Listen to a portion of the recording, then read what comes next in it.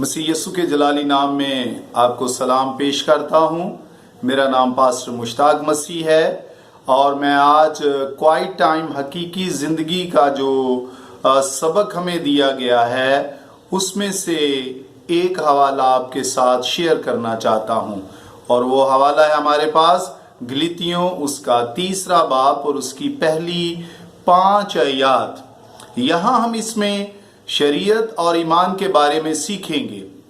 पौलुस रसूल ने गलीतियों की कलीसिया को खत लिखा कि उन्हें ईमान के मुताबिक चलने की ज़रूरत है, क्योंकि कलीसिया में बहुत से ऐसे लोग मौजूद थे जो कि यहूदी होने के बाद उन्होंने मसीहत को कबूल किया था, और जितने गैर यहूदी मसीही उस कलीसिया में आए थे वो उन पर ये जोर देते थे कि वो शरीयत के मुताबिक जिंदगी बसर करें।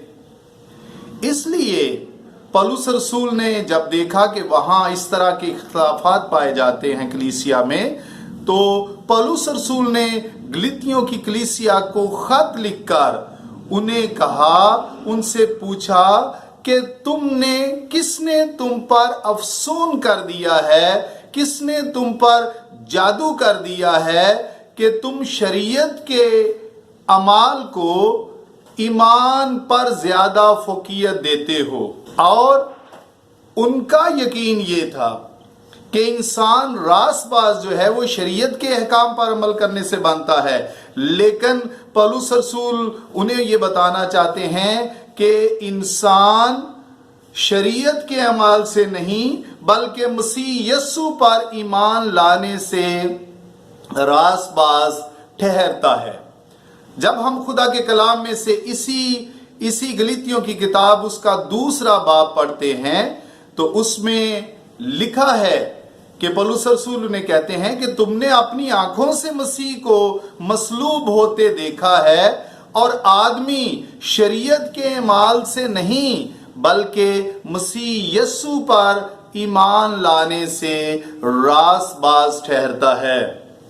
अगर शरीयत के वसीला से नजात मिलती तो मसीह यस्सु को मसलूब ना होना पड़ता। और आगे जाके हम देखते हैं, फिर उनसे पूछते हैं पौलुस रसूल इसकी 3 आयत में पूछते हैं कि क्या तुमने अमाल के मुताबिक शरीयत के अमाल के मुताबिक रूह पाया या ईमान के पैगाम के मुताबिक तुमने रूह पाया था।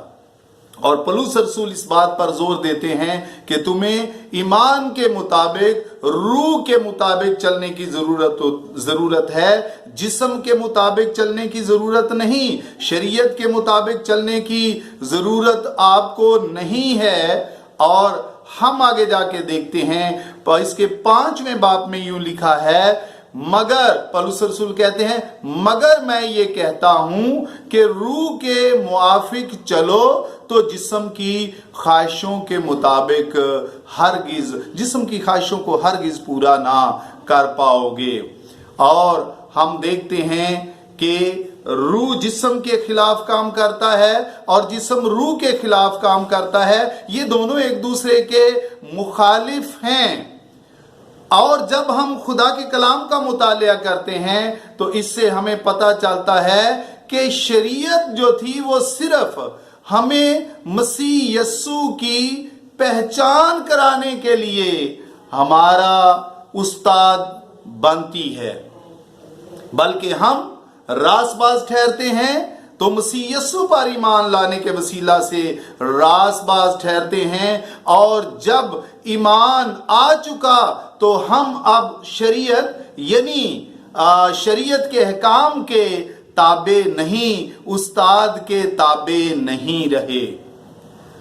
और अगर शरीयत के मुताबिक हमें नजात मिलती तो मसीह यस्सु मसलूब ना होते, क्योंकि शरीयत के मुताबिक शरीयत के मुआफिक हमें नजात नहीं मिल सकी थी, इसलिए मसीह यस्सु को हमारे लिए मसलूब होना पड़ा।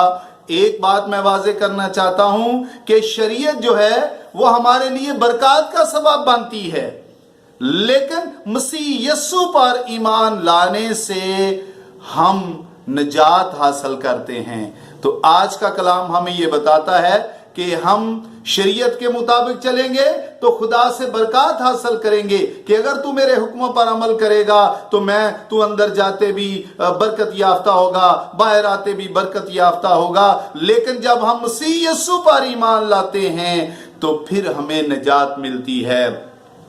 पौलुस रसूल और बरनबास ने उस जेलर को कहा कि मसीह यस्सु पर ईमान ला, तू और तेरा घराना निजात पाएगा। तो हमें निजात ईमान के वसीला से, मसीह यस्सु पर ईमान लाने के वसीला से हम रासबाज ठहरते हैं और हमें निजात भी मिलती है। शरीयत के अमाल के मुताबिक हमें निजात नहीं मिलती। आए दुआ करें। अजीम खुदा, हम तेरा शुक्र करते हैं, हमें फजल दे कि हम इस दुनिया में रहते हुए तेरे रूह की हदायत से चलें, ईमान के पैगाम के मुताबिक जिंदगी बसर करें, ना कि शरीयत के अहकाम के मुताबिक, क्योंकि तूने हमें रासबाज बनाया है खुदावंद यस्सु मसीह पर ईमान लाने के वसीला से। ये दुआ मांगते हैं मसीहा के नाम से, आमीन।